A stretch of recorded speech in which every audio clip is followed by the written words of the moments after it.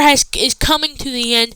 I'm gonna be doing a lot of stuff about the end of what the whole year of 2024 was for wrestling. Now, in today's video, I'm gonna be saying my 10 favorite matches in the year of 2024, and there's been a lot of matches that I've really enjoyed. So yeah, hope you guys enjoy the video. But before we end today's video, I love you guys, and drop a big thumbs up down below, hit the subscribe button, because it really helps the channel out, and I'm trying to get to 100 subscribers before I get to WrestleMania 41. Anyway, hope you guys enjoyed today's video, and hope you guys enjoyed today's video. And anyway, let's join into today's video. Weird. My number 10 favorite match was when Obafemi defended his NXT North American Championship against Wesley at NXT TakeOver, or not NXT Heatwave in June? No, July. Now this match was absolutely sick. One of the best matches of the summer for sure. Wesley pulling out those crazy moves. Wesley, phenomenal in the ring. What do you expect? Someone who's this good in the ring. And then we got Obafemi, who's also the beast and one of the best male wrestlers in the NXT main roster and all around in the whole entire roster of WWE. So yeah, these two have great chemistry. This is the match where we saw the Obafemi throw Wesley from his shoulders to across the ring onto that F20 or the F10 or whatever. That's insane, and one of the best title defenses that Oba had in his long reign, and just this match kind of solidified that Obafemi is the greatest North American champion that ever existed, and him and Wesley put some blood, sweat, and tears into this match, and it paid off at NXT Heatwave, and I will remember this match for a while. And I guess their match, but I feel like their match a month earlier though is a little bit better than this, but I kind of forgot about that match when I was thinking about it when Joe Coffey was actually involved in this feud too. But yeah, I for sure do think this is my 10th favorite match. So yeah. But we're going to my 9th favorite match, which is also on NXT Heatwave, when Ethan Page took on Trick Williams, who was the NXT champion at the time, Javon Evans, and Shawn Spears. And let me tell you this match. This was a fun, awesome fatal 4-way match. We got two Canadians in the ring. It was basically Canadians versus Americans. You could also say something else, you know what I'm saying? But yeah, this was a fun match. You got a veteran like Shawn Spears and Ethan Page in there with two young superstars like Javon Evans and Trick Williams. And Trick Williams defending his first title defense, his third title defense as NXT champion. And he had 3 other competitors he had to beat, and just the odds of Trick Williams coming into this match was crazy. Javon Evans being Javon Evans, getting thrown off the announce table. I'm pretty sure in this match, Trick Williams grabbed him from the top rope and threw him onto the announcer's table. Unbelievable stuff, man. But I think what we really did, this was unbelievable stuff. You got Shawn Spears doing his cool stuff, Ethan Page doing his stuff, Trick Williams doing his stuff. And then you got Javon Evans being the super high-flying super athlete that he is, doing all the crazy jumpy, doopy things. His cutter's amazing. The finish to this match was even awesome. Trick Williams hit the trick shot on Shawn Spears. Hit a trick shot on Javon Evans.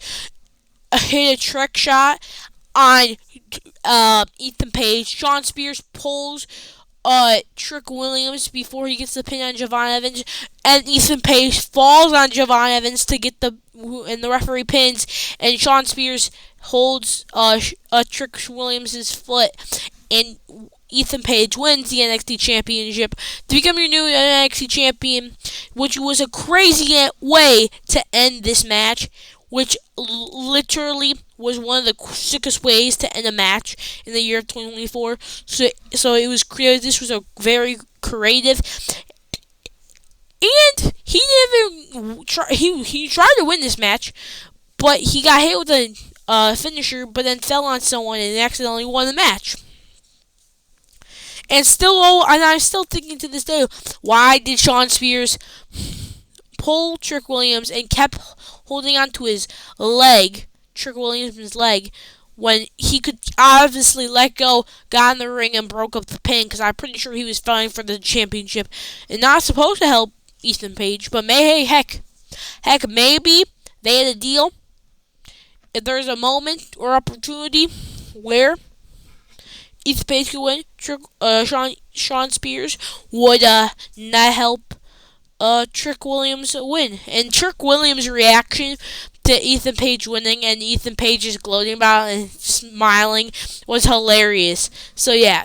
And Ethan Page in his second PLE match, winning the NXT Championship, is impressive. So yeah. This is very impressive as well. That's why it's my number 9th best match on this list. And we'll go to number 8, which is the Rhea Ripley versus Liv Morgan match. Now, the in-ring stuff in this match was pretty good, decent. Obviously, Rhea was carrying most of it, but so we don't talk about it. But this is one of Liv's first title defenses when she was as champion, which is kind of crazy to think, but whatever. But the crazy stuff happened in this match, where Rhea in the beginning came out with Dominic Mysterio the Great,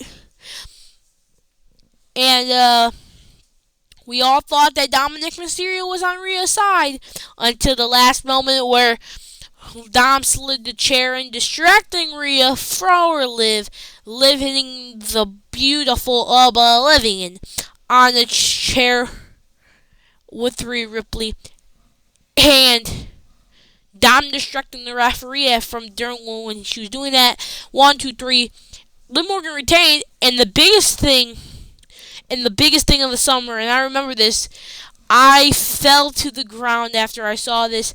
Dominic Mysterio helping Liv Morgan up with the Women's World Championship and kissing her, and the crowd went wild. And I'm pretty sure I saw some you-know-what in there. You know what I'm saying? So yeah, I remember instinctively that I fell on the ground because I said, "What did I say?" Because I was watching it with my brother, and I was just gloating about Dominic Mysterio, and then I turned around and I got shocked, and I fell to the ground. But crazy way. But this does bring up a question.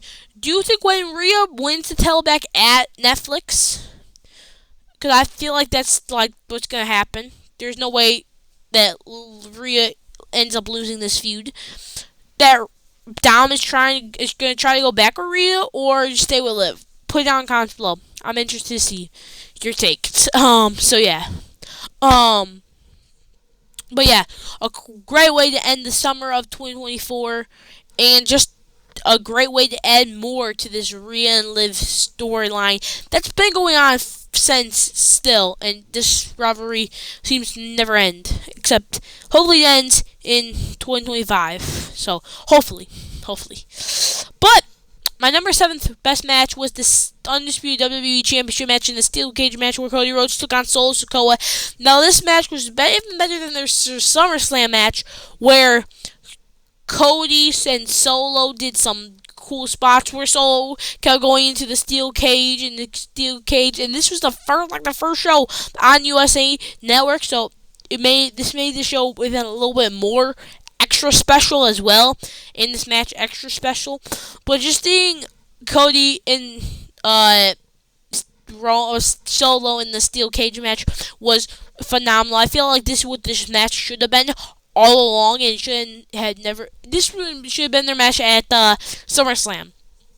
I felt like this match was absolutely insane, ridiculously insane and incredible to see from both men. But yeah, can also I think this the ending of this match is crazy. That super that Crossroads or no, not that super Cody, not the cross body where Cody went to the top of the cage and did crossbody on the Solo, which was crazy, and then Solo like hitting the back of his head or whatever, and Cody winning this match. I forget if Cody won this match. I think he won this match clean, I'm pretty sure. Yeah, he did. And then, obviously, Solo's bloodline comes attacks him like normal. And then Roman makes the return for, like, the first time in, like, a month or something. Since he got taken out in, like, August or something.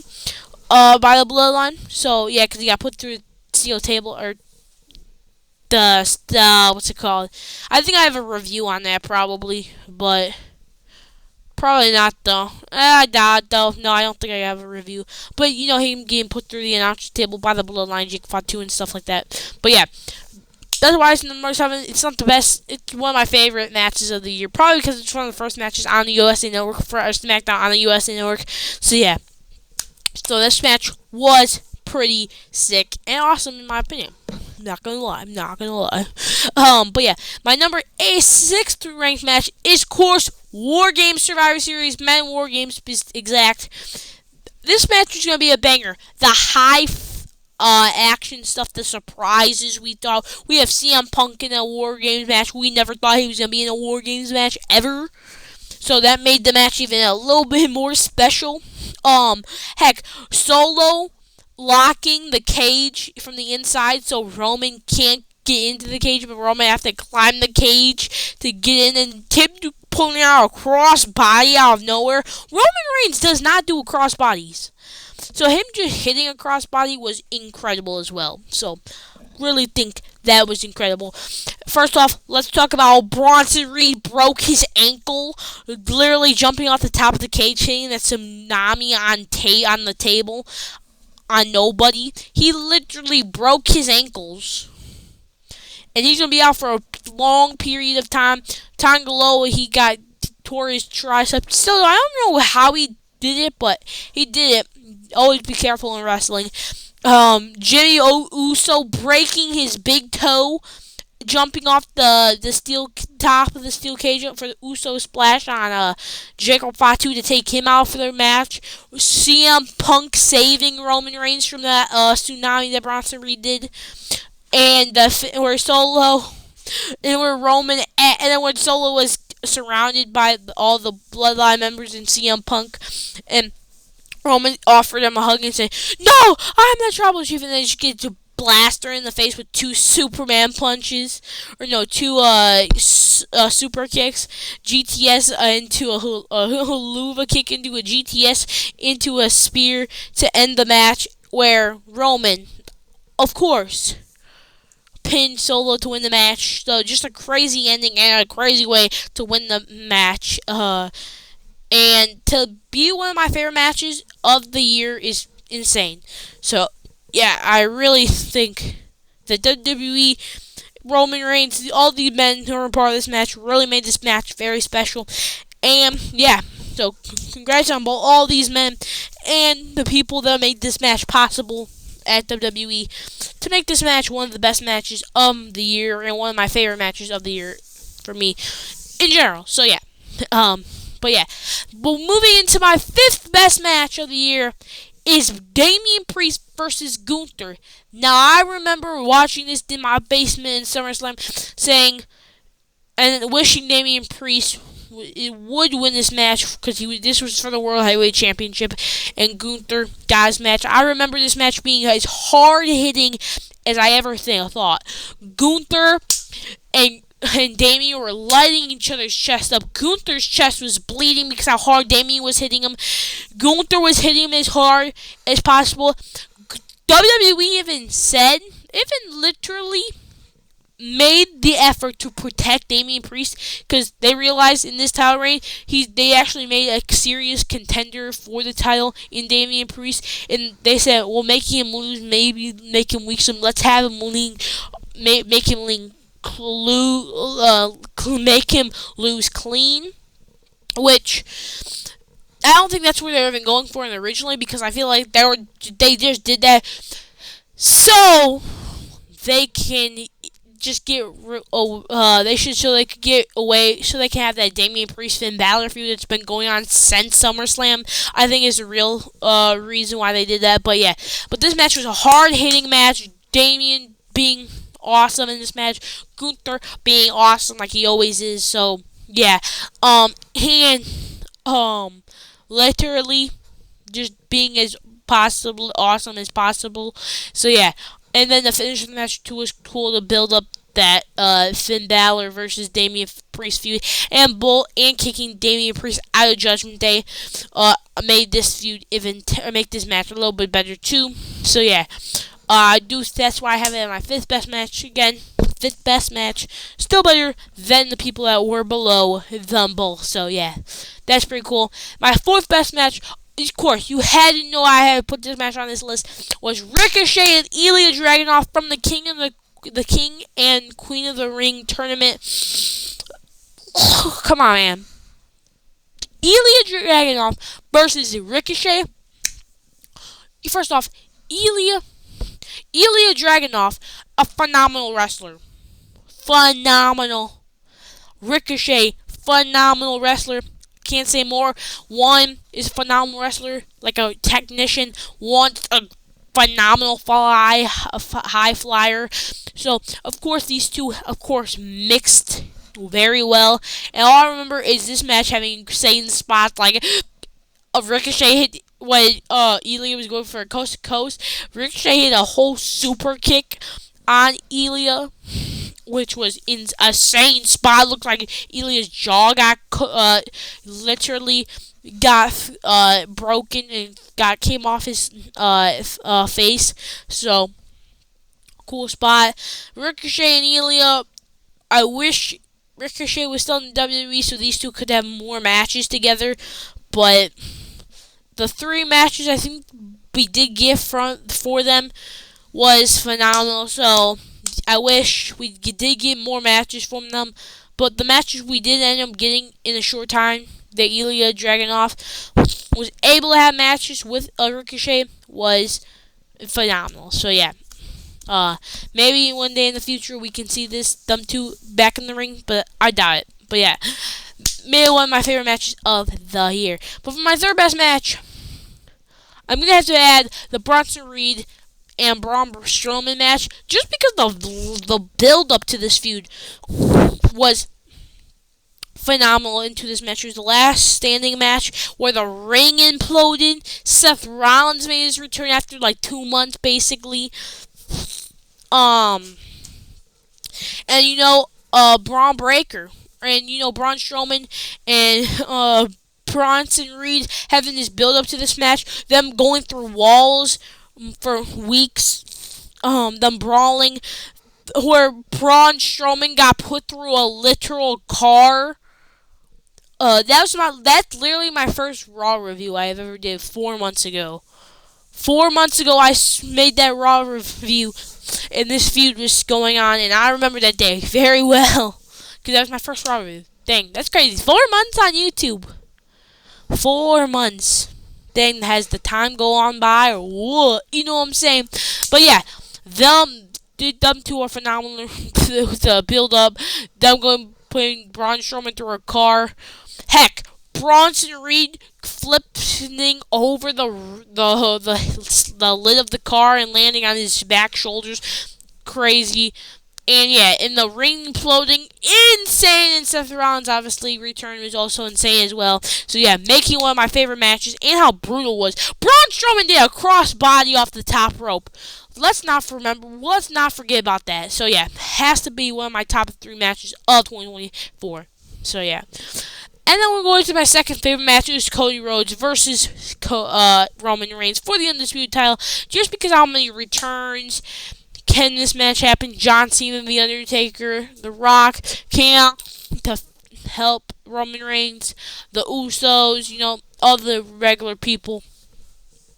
that usually are in these type of matches. But yeah, and then the big ending, of course, where Cody beats Roman after the 3 Crossroads, holding the bill up high, and the crowd goes wild, having that long 10-minute celebration where Triple H, Bruce Pritchard comes out, and yeah, and let's not forget tonight after this, where The Rock literally congrats Cody on his win at Mania and basically said, our story isn't over yet. So yeah, and Roman had ended his 1,316-day title reign here, at WrestleMania 40, and this will be a WrestleMania that I'll never forget. I was happy to watch it and be a part of it. So yeah, I will never forget about WrestleMania 40 ever in my life. I don't think ever. So yeah, but this does leave a question. But before we go to the number 1 match of the year, put down who you think it is. The number 1 match of the year, for my favorite match of the year, goes to CM Punk versus Drew McIntyre. This feud was phenomenal. We have 2 other phenomenal matches, the one at SummerSlam and the strap match at Bash in Berlin. But this Bad Blood match, let's just say, was phenomenal. The lead up to this match was incredible. Drew McIntyre actually got busted open with the toolbox. The amount of blood in this match, the callback to the bracelet where the beads got dumped over by CM Punk, Drew McIntyre going for the Claymore kick but missing, landing on the edge of that steel steps. That I still remember that to this day. Never will forget about that either. And all the cool spots and the cool moments that have in this match. CM Punk taking that table spot when in the cell.